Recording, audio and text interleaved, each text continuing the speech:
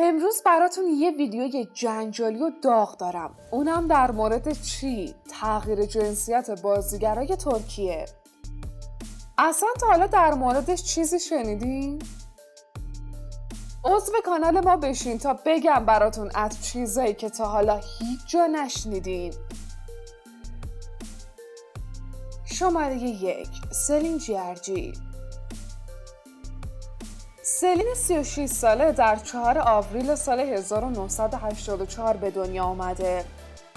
اون علاوه بر دیجی بودن و خوانندگی کردن، یه چهره معروف تو شبکه‌های اجتماعی به حساب میاد و صاحب برند آرایشی سلین بیوتیه و یه عالمه دنبال کننده داره. سلین توی منطقه فقیرنشین شهر استانبول به دنیا آمده، اما جالبه بدونید بعداً شرایط مالی خانواده‌اش از این رو به اون رو شد. پدرش هم در حال حاضر سهامدار شرکت بزرگ پوشاک دیفکتوه. اما نگم براتون از روزی که تصمیم به تغییر جنسیت گرفت، کل خانواده‌اش یعنی پدر، مادر و برادرش تبدیل شدن به جبهه مخالفش تا جایی که مجبور شد خونه رو ترک کنه و با پدر و برادرش قطع رابطه کنه. اون بعد از چند سال با کمک‌های مالی مادرش موفق شد عمل تغییر جنسیت رو انجام بده و با پادرمیونی برادرش با پدرش آشتی کرد و حالا جالبه که پدرش اونو زیباترین زن دنیا میدونه. سلین چند تا رابطه نافرجام رو تجربه کرده، اما سرانجام بعد از چند سال رابطه عاشقانه خبر ازدواج اون و جشن عروسی باشکوهش در سال 2019 با یه فوتبالیست به اسم گوکان چیرا عین یه بمب رسانه‌ها رو منفجر کرد.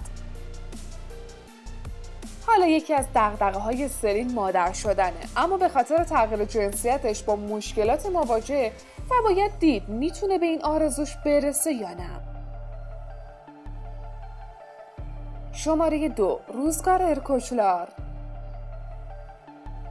نیل ارکوچلار که متولد 26 مارس 1986 بازیگری و از کودکی با بازی توی تبلیغات تلویزیونی شروع کرد. به گفته نیل، اون از 6 سالگی احساس متفاوتی نسبت به جنسیت خودش داشت و سرانجام در سال 2013 با عمل تغییر جنسیت اون پسری به اسم روزگار شد.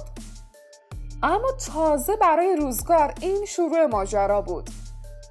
اون با مشکلات زیادی از قبیل پیدا نکردن کار روبرو شد و هیچ تهیه کننده حاضر نبود به اون نقشی بده، تا جایی که برای کسب درآمد یه مدت توی نونوای شاگردی کرد و حتی به پیشخدمتی و صندوقداری هم رو آورد.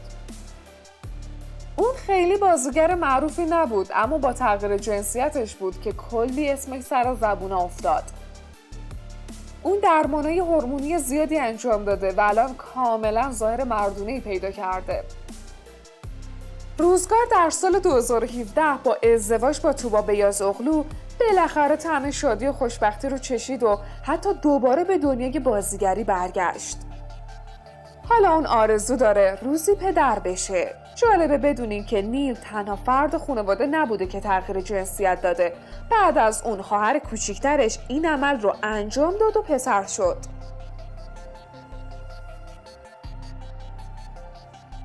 شماره 3. بولنت ارسوی. زندگی بولنت یه درام واقعی پر از فراز و نشیبه. این خواننده و هنرپیشه معروف ترک متولد 9 ژوئن 1952. بولنت تا سال 1981 یعنی سن 28 سالگیش یه مرد موفق تو زمینه موسیقی بود، اما دردسرای بولنت از وقتی شروع شد که عمل تغییر جنسیت انجام داد.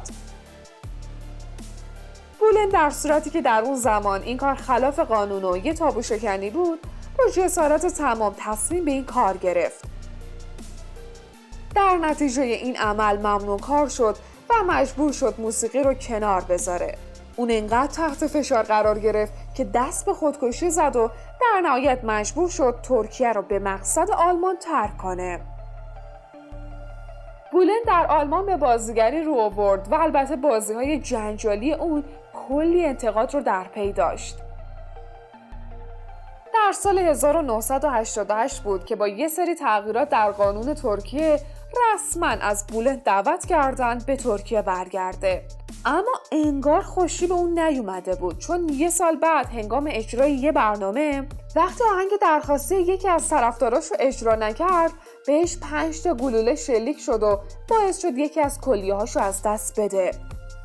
اما بالاخره روزای سخت به پایان رسید و از سال 1990 به بعد دوران شهرت برای اون شروع شد. بولند کلی کنسرت توی بهترین سالن‌های کنسرت دنیا برگزار کرد و با برنامه بولند شو به تلویزیون اومد.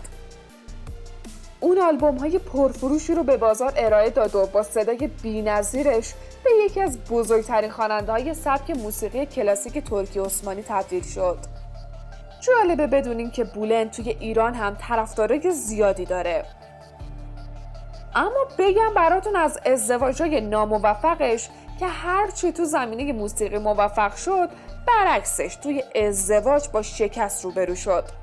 اون 2 بار ازدواج کرده که عمر هر کدومم بیشتر از 1 سال نشده.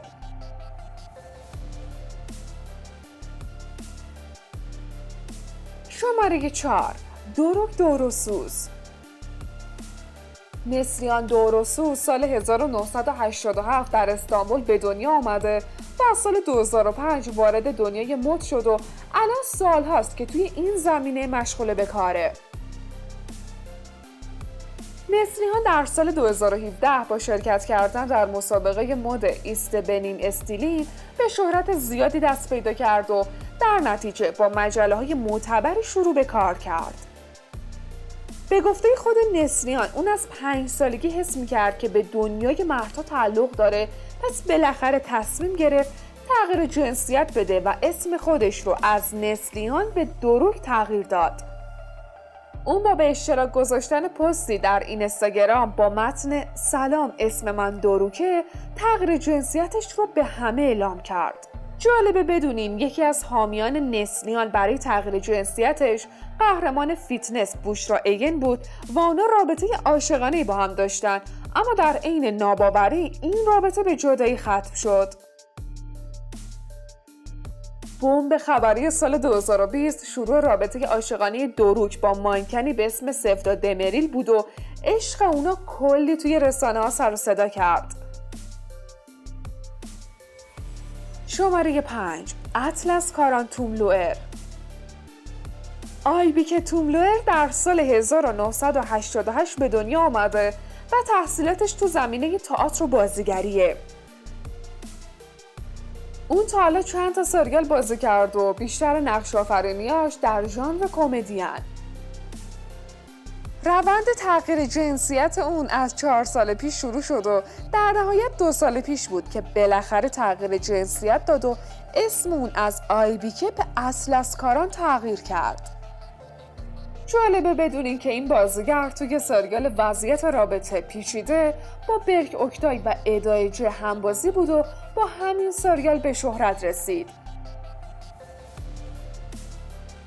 شماره 6. آیتا سوزری.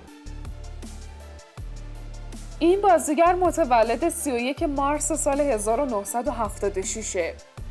اون علاوه بر بازیگری به خوانندگی هم مشغوله و یه عضو فعال حقوق بشره. داستان اون از وقتی شروع شد که توی دنیای کودکانه خودش احساس متفاوتی و نسبت به جنسیت خودش داشت. اون با کمک مادرش و مراجعه به پزشک متوجه مشکل خودش شد.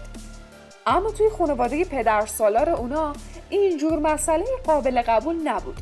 در نتیجه پدرش اونو از خونه بیرون کرد و اون برای کسب درآمد مجبور به کار توی رستوران شد و بالاخره در سن 20 سالگی موفق به عمل تغییر جنسیت شد.